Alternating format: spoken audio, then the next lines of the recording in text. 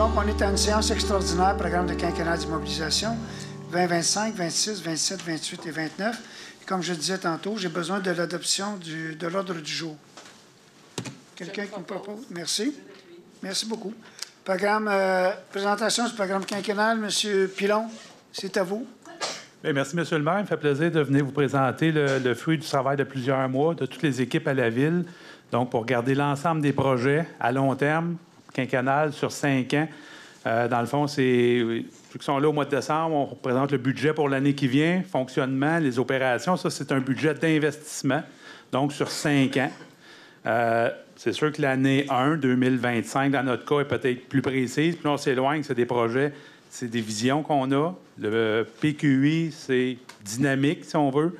Ça peut bouger. Des fois, on peut avoir une opportunité qui arrive plus vite qu'on pensait. On va déplacer un projet pour en avancer un autre. Donc, c'est un exercice quand même budgétaire sur 5 ans pour tout ce qui est nos immobilisations. Je vais vous faire une petite présentation résumée. Ensuite, on va avoir quelques projets qu'on va partager avec vous, parmi les plus importants. On va vous montrer à l'écran rapidement. Donc, c'est un résumé. On a plus de 100 projets là, individuellement dans l'ensemble du plan. Si on les prend ligne par ligne, on en a une centaine. Donc, ici, on va voir le résumé. Fait que si on regarde au total, donc sur 5 ans, enfin un petit peu plus de 5 ans, parce qu'il y a quelques projets qui chevauchent l'année 2024 et l'année 2025, dont on les retrouve dans la colonne en cours. Donc, un total de 446 millions de projets pendant 5 ans et un petit peu plus. Dans les différents départements. Les principaux, bien entendu, génie et environnement. On en a pour 222 millions. Différents projets d'infrastructures, aqueducs, égouts, des bâtiments, des choses comme ça. Ensuite, au niveau des loisirs, 135 millions. Un autre bon montant. Beaucoup de parcs à la Ville, beaucoup de projets aussi de ce côté-là qui arrivent.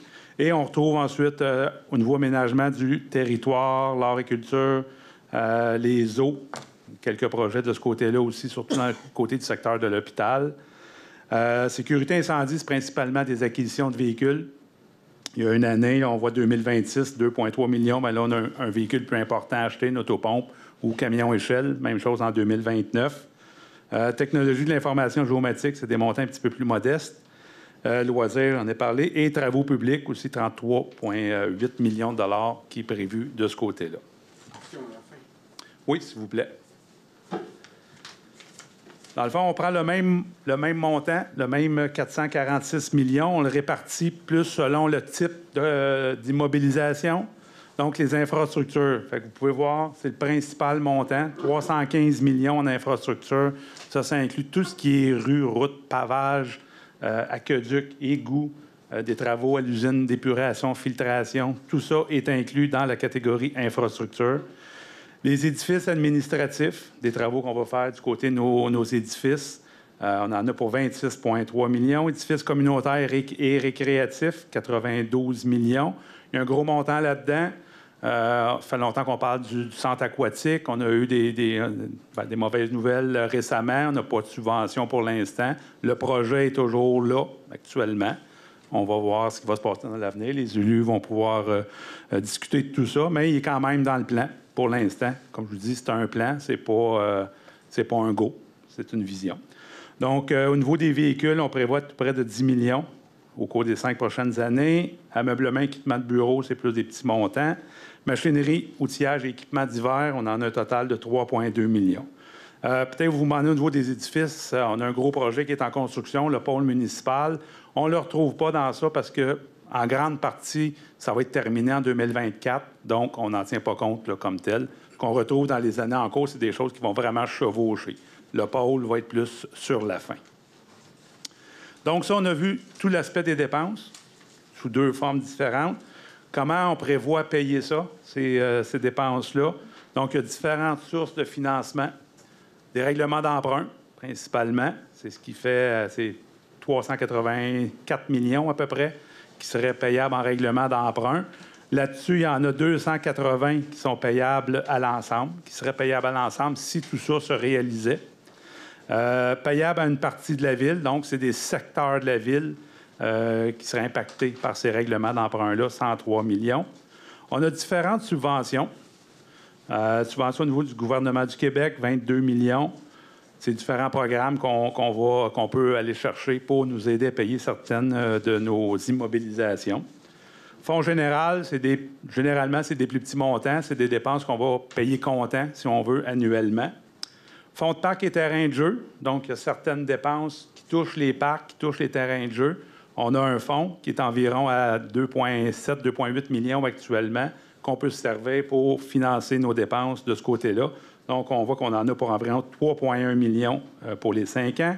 Le fonds de roulement, qui est un autre mode de financement, c'est un genre de compte de banque qu'on s'emprunte à nous et qu'on rembourse sur un maximum de 10 ans. Donc, là aussi, on peut s'en servir pour financer des acquisitions. On se sert de ça principalement pour acheter tout ce qui est véhicules. Nos camionnettes ou nos véhicules un peu plus imposants sont financés par le fonds de roulement ou d'autres équipements aussi qui peuvent passer par là. Le fonds de développement, c'est un montant qu'on prévoit percevoir. C'est un règlement qui est adopté il y a quelques temps pour tout ce qui est les nouvelles constructions, principalement en haute densité, les immeubles à appartements ou les condos en hauteur. Il y a un montant qui est percevable par porte pour nous aider à payer les infrastructures additionnelles qui vont être requises par ces nouvelles personnes-là. On ne veut pas que les résidents actuels de la ville soient obligés de payer pour le développement futur pour certaines immobilisations. Donc, on peut percevoir un montant. La loi, maintenant, nous permet de faire ça. On perçoit un montant auprès des promoteurs des différents projets. Donc, on anticipe un 8,5 millions de ce côté-là. Et des subventions fédérales. Souvent, les programmes de subvention sont portion fédérale, portion provinciale. Donc, la portion fédérale à 12,7 millions. Et la contribution de la SQI. Donc, ça, c'est tout ce qui entoure le projet de l'hôpital. Donc, on a des dépenses qui sont incluses dans le 446 millions qu'on a vu tantôt, mais qui sont remboursées par le gouvernement parce que c'est tout en lien avec le projet de l'hôpital. Fait que ça donne une vue d'ensemble. Comme je vous dis, il y a une centaine de projets qui sont dans ça, ligne par ligne. Ça nous donne vraiment la vision au niveau des 5 prochaines années pour nos immobilisations. On a des projets plus précis qu'on veut vous montrer. Je vais laisser mon collègue Olivier vous en parler un petit peu plus. Chaque projet est identifié selon nos différentes planifications. On a la planification stratégique, politique culturelle, les différentes politiques. Donc, quand ça s'applique, on a une petite pastille au projet. On est rendu comme à la SAQ. Avec les pastilles, oui. Les pastilles, c'est ça, la couleur. Ouais. Connaissez-vous votre pastille? En fait, oui, on a trouvé, Marco et l'équipe de communication cette année ont monté une super belle présentation pour le conseil de ville. Donc, on trouvait intéressant de montrer certains projets là, au lieu de tout simplement les énumérer. Fait que je vais les passer assez rapidement, mais quand même, si vous avez des questions après, ça va me faire plaisir d'y répondre. Donc, un projet qu'on a identifié ici, je pense que c'est vraiment de circonstances aujourd'hui, c'est réhabilitation du secteur du Vieux-Dorion. C'est un secteur assez âgé en infrastructure, notamment un secteur dans lequel les égouts sont combinés. Donc, une grosse partie du projet est de créer un émissaire pluvial pour séparer les eaux et cesser de traiter l'eau de pluie à l'usine d'épuration. Ça a été problématique, évidemment, en fin de semaine dernière. Donc, un projet de 21 millions au total, mais ça va être avec des demandes d'aide financière pour les programmes qui sont disponibles au gouvernement. On espère d'aller en chercher le maximum. Une petite carte ici, là, pour ceux qui connaissent moins le secteur qu'on appelle Vieux-Dorion. C'est les rues qui sont un petit peu en orangé, qui sont visées par ces travaux-là. Évidemment, ça ne sera pas tous en quelques mois. Là. On a une rue qui se fait en ce moment, la rue des Loisirs. Mais ça, ce sera un projet sur plusieurs années, qu'une séquence logique, là, parce que quand on part un réseau pluvial, il faut partir d'en bas puis on monte tranquillement. Donc, c'est un des gros projets des prochaines années. L'élargissement de Cité des Jeunes, phase 2, c'est les travaux qui avaient été repoussés plusieurs fois là, entre la rue des Floralis et Henry Ford. Donc, ça va venir en même temps pratiquement que les travaux de l'hôpital qu'on va voir un peu plus tard, mais pour vraiment élargir le boulevard, finalement, de la rue des Floralis jusqu'à l'hôpital, avec le même design. J'en parlais justement, réaménagement de la Cité des Jeunes, les carrefours giratoires à l'intersection d'Henry Ford et de la gare, et des intersections complètes là, avec feu de circulation du côté de l'hôpital, 2 intersections à Petite-Rivière et à la sortie de la 30. Donc, des travaux qui seraient faits en même temps Donc, ça va être un secteur assez en travaux, mais on a un plan pour la section qui est du côté de la ville. Dans le fond, c'est de maintenir la circulation en tout temps. Fait que construire d'un côté pendant qu'on circule d'un côté, après ça, transférer dans le neuf pour essayer de limiter au maximum les impacts. Aussi, dans ce projet-là, est intégrée une passerelle pour créer un lien piétonnier et cyclable entre, j'appellerais le centre-ville, le secteur de la gare, un des centres-villes, pour permettre aux gens de se rendre à pied ou en vélo à l'hôpital. C'est quand même une distance assez courte, puis on a notre réseau qui arrive déjà tout de ce côté-là. Donc, c'est pour, on l'espère, créer des bonnes habitudes dès l'ouverture de l'hôpital, autant pour les employés que les usagers qui ne sont pas trop malades, évidemment, mais qui pourraient se rendre en transport actif à cet endroit-là. Sur Harwood, on a sorti des images récemment, dans le fond, on a mis en 3D la vision de développement du secteur Harwood. Pour être capable de faire tout ça, ça prend des gros investissements en égouts. Donc, la phase 1 partirait dès 2025 pour augmenter la capacité de traitement des égouts. Donc, la phase 1 qui est un projet quand même de 20 millions. Mais je tiens à mentionner qu'il y a une bonne partie qui est subventionnée directement par les propriétés qui en bénéficieraient. Donc, ce n'est pas la majorité qui est à l'ensemble. Phase 2, c'est un autre plus gros projet à plus long terme. Ça, c'est vraiment des stations de pompage qui étaient en fin de vie utile. On parle de la station du Mont notamment. Tout le traitement de ce secteur-là, bien, ça, c'est la phase 2. On parle plus de 2025 à 2029, mais des travaux qui avoisineraient le 80 millions. Ça, on a un bon espoir d'avoir des bonnes subventions du gouvernement, puisque maintenant, dans la requalification des infrastructures, ils permettent une densification, ce qui n'était pas permis avant. Donc, on espère se qualifier parce que le gouvernement trouve logique de requalifier les secteurs existants puis augmenter la densité. Donc, on pourrait avoir accès à des subventions, du moins on l'espère. Réaménagement de la rue Chicoine, il y a les travaux de la rue de Lobinière qui commencent, qui ont commencé la semaine dernière, mais qui commencent pour vrai la semaine prochaine avec l'excavation. Donc, ça, c'est cette année, Lobinière. Et l'année prochaine, ce qui est prévu au PQI, au projet, c'est la rue Chicoine entre la rue de Lobinière et Trudeau, je crois, jusqu'au bout du secteur plus urbanisé. On a une subvention de 2,4 millions pour ce projet-là, donc ça doit être réalisé l'année prochaine. Travaux publics, il y a un projet qui est dans le PQI, qui est la relocalisation des ateliers municipaux. On est propriétaire depuis aujourd'hui, je crois, d'un terrain sur Henry Ford, donc pour une relocalisation des ateliers municipaux. Et ce qui est intéressant avec ce projet-là, c'est que le site des travaux publics pourrait être requalifié pour la création de logements potentiels. Donc, c'est un projet qui n'est pas confirmé, mais qui est à l'étude en ce moment. On a la patinoire réfrigérée avec toit, Parc École des 4 saisons. Je n'ai pas malheureusement les statistiques, mais j'aurais aimé ça pour pouvoir donner les chiffres exacts. Mais malheureusement, dû principalement, selon moi, au changement climatique, on a de moins en moins de jours de patinoire praticables par année. Je pense qu'on en a une quinzaine de patinoires sur le territoire. Puis malheureusement, il y a des années qu'on a peut-être une dizaine de jours que les patinoires sont belles.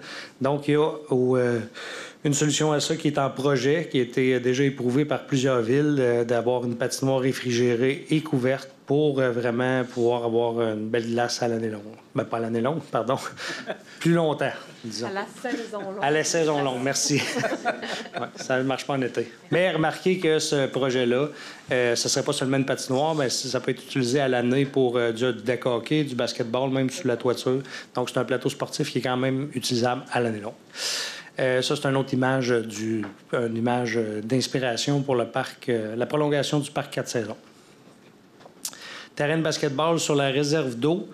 C'est un projet qui est étudié en ce moment par le service des eaux, service des loisirs. La réserve d'eau se trouve adjacente à la Cité des Jeunes. C'est un terrain qui appartient à la ville. Et selon toute vraisemblance, ça pourrait être faisable de faire sur ce réservoir de béton-là des terrains de basketball qui seraient relativement bien placés en étant assez éloignés des maisons, puis à proximité de la Cité des Jeunes, donc qui pourraient être très, très utilisés, on comprend, en étant collés sur la Cité des Jeunes. Des croquis pour représenter ça. L'aménagement du parc Paul-Gérin-Lajoie dès l'année prochaine, on parle de l'éclairage permanent, d'ajouter quelques terrains de volley-ball. Et aussi, le budget participatif gagnant était un parc d'entraînement. Donc, à même ce parc-là serait ajouté ce parc d'entraînement-là. Là, vous voyez le petit carré. Bon, c'est ça, c'est encore une meilleure image. Ce que ça pourrait avoir l'air, donc, c'est le récipiendaire du budget participatif. Donc, ça va être fait en collaboration avec les citoyens qui ont proposé cette idée-là. Il y en avait plus qu'un citoyen, à ma connaissance, qui avait proposé le même projet. Donc, les gens vont être consultés et impliqués pour ce projet-là. Terrain synthétique à l'École des échos, c'est, dans le fond, c'est la ville devrait contribuer à 1 tiers et il y a 2 tiers qui a été subventionné par le ministère de l'Éducation. C'est un terrain, idéalement, on aurait aimé mieux le faire en même temps que l'école. Malheureusement, les programmes de subvention n'étaient pas là, sont arrivés 1 an après. Donc, l'école, la commission scolaire, le centre de services scolaires, pardon, a appliqué pour avoir la subvention et ils l'ont obtenu. Donc, des travaux l'année prochaine d'un nouveau terrain synthétique. Et voilà, ça, c'était pas tous les projets. Marco vous a dit qu'il y en avait plusieurs dizaines, voire presque une centaine. Mais c'est des projets qu'on trouvait intéressants à présenter dans la présentation. Est-ce qu'il y a des questions sur les plans? Ensuite, on va vous donner des chiffres.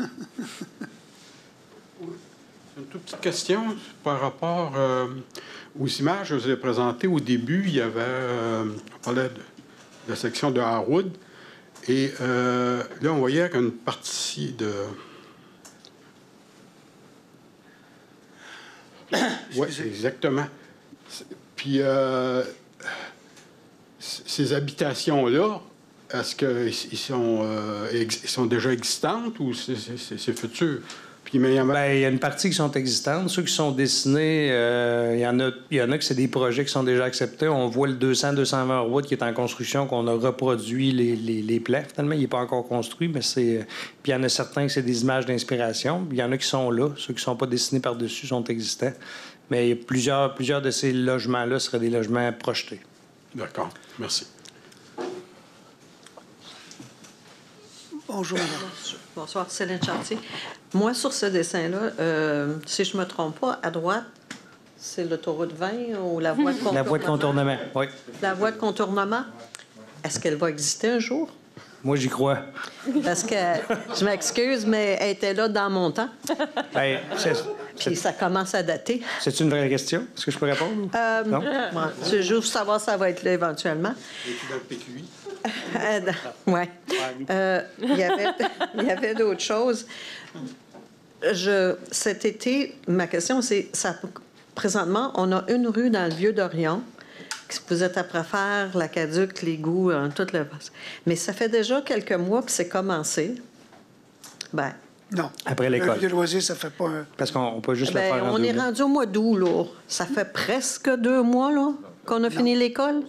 Ah, on finit l'école, oui, mais je parlais de la rue. Ça a commencé, oui, mais la rue a commencé déjà là, au moins 1 mois. OK. OK? Puis, je dois dire que je regarde tout ce que vous allez avoir à faire dans le secteur de Dorion. Mais je me dis, si ça, là, juste la rue des loisirs, où est-ce qu'ils sont rendus, ça prend autant de temps, comment ça va prendre de temps faire tout le reste? Ça, madame, ça va dépendre. On ne peut pas vous répondre à ça, vous le savez. Mais c'est pourquoi que ça va pas plus vite d'abord, Bien, je vais vous donner un exemple là. sur la rue des loisirs. Oui. OK? Le conducteur est tombé sur des entrées en plomb. Le tuyau de plomb. OK? OK. C'est vieux, assez merci. C'est ça. C'est même plus vieux que moi, fait que peu importe. Mais ce Ben, que je veux c'est dire assez vieux. simplement, donc, il y a eu des modifications qui ont été apportées, des entrées d'eau qui ont dû être faites. On trouve des tuyaux aussi qui n'étaient pas censés être là ou pas au bon niveau. Ça, quand on travaille dans du vieux, c'est toujours comme ça. Ouais. Toujours comme ça. Dans du neuf, une infrastructure en plein champ, c'est rare qu'il y ait des surprises. Une autre question en regard à ce projet-là. Je me souviens, dans le temps, on voulait commencer au plus haut possible pour redescendre vers l'eau, pour faire les plus vieilles. Est-ce que la rue des loisirs, c'est une de nos plus vieilles rues? Parce qu'on voulait commencer, je me souviens, l'ingénierie voulait commencer très haut, tu sais, dans les rues plus... pour pouvoir descendre, justement, pour faire toutes les nouvelles... Il y avait 2 points là-dessus.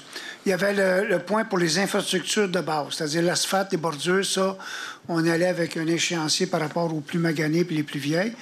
Quand on tombe dans le sanitaire, dans le pluvial, il faut commencer par le point bas.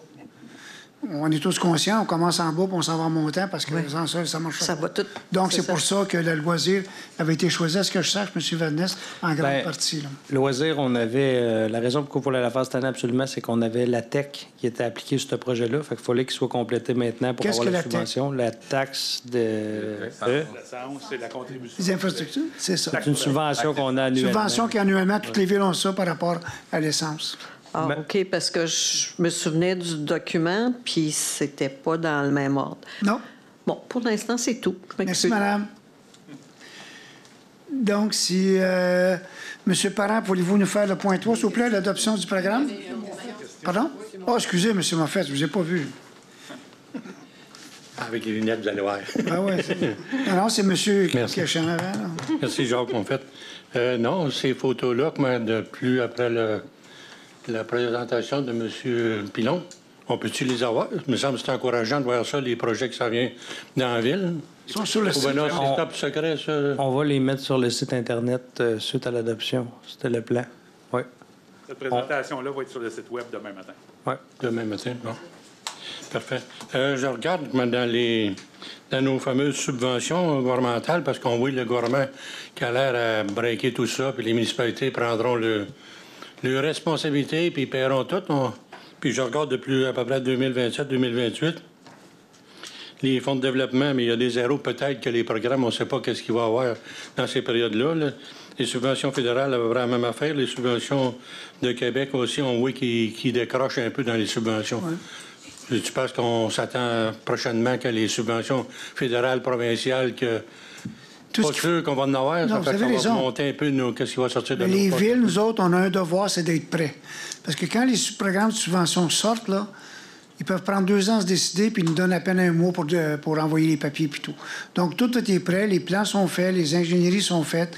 Aussitôt que ça ouvre, nous autres, on postule, il y a différents programmes, et on verra, suite aux subventions, quelle est la différence en règlement d'emprunt entre avec ou sans subvention, ou à une subvention à 20, 30 ou à 50 Ça, on ne peut pas vous le dire tout de suite, ça va dépendre vraiment des programmes qui vont être en vigueur. Oui, mais c'est pour ça qu'on sent, me semble, par les nouvelles qu'on entend, là, que les subventions, là, les gouvernements sont un peu moins appétits de nous en donner. Là. Parfait. Parfait, merci. Merci. Est-ce que je peux poser une question? Ben oui.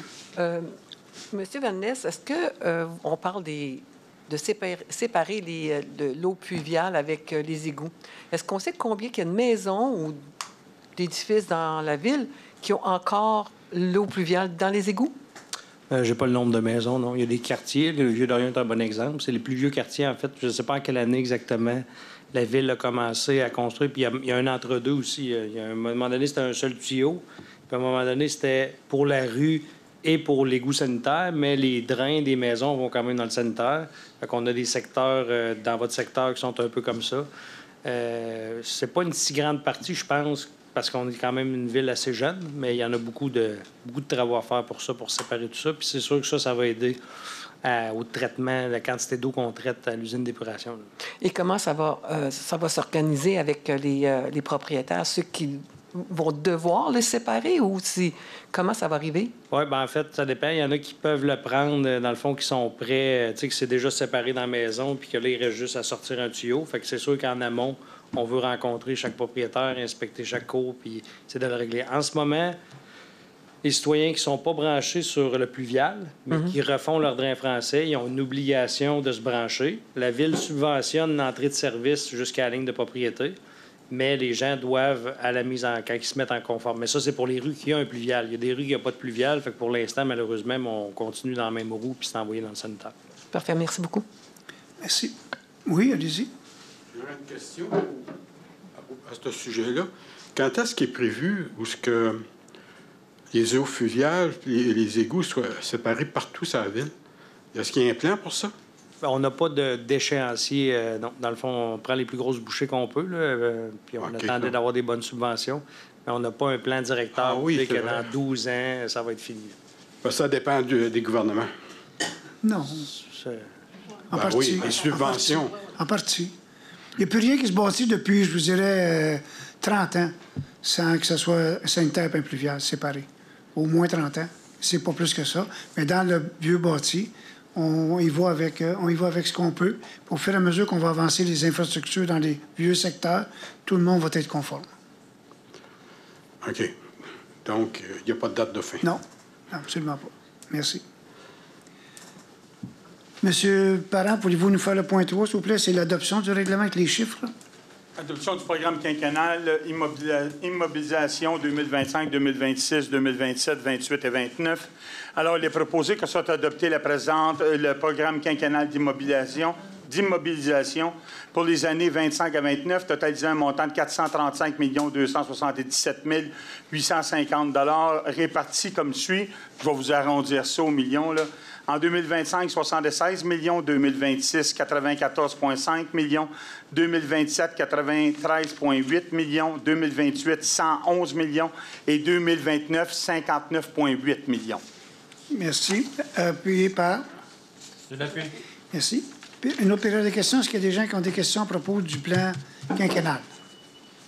Petite question. Oui, madame? Je regarde le montant total dans 5 ans de 446 millions. Oui. On paye ça comment? On l'a expliqué tantôt. On a des subventions, là. Je sais qu'on a des subventions. Monsieur Pilon l'a dit tantôt. Avec des subventions, avec des emprunts, avec des choses existantes.